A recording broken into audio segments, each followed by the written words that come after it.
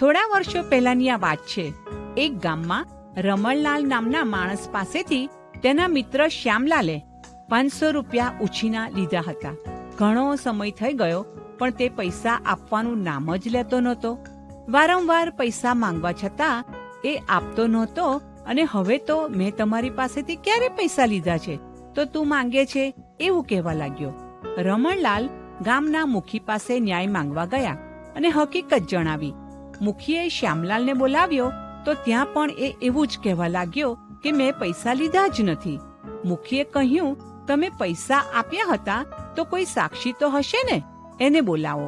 તેમણે કહ્યું, મેં તો એને ખાનગીમાં પૈસા આપ્યા હતા, તેથી કોઈ સાક્ષી મારી પાસે નથી. મુખી આખી વાત સમજી ગયા. તેથી રમણલાલને કહ્યું કે સારું, ત્યારે જે જગ્યાએ ઊભા રહીને તમે તેને પૈસા આપેલા ત્યાંથી તારી એક મુઠ્ઠીમાં માટી લઈને ઝડપથી 1 કલાકમાં પાછો આવી જા. રમણલાલ તો માટી લેવા નીકળી પડ્યા. હવે મુખીએ શ્યામલાલને પૂછ્યું કે તને શું લાગે છે, એ મુઠ્ઠીભર માટી લાવશે ખરો? શ્યામલાલ એકદમ બોલી પડ્યો, ના સરકાર, એ જગ્યા તો ઘણી દૂર છે, તેથી કલાકમાં તો એનાથી પાછું અવાશે જ નહીં.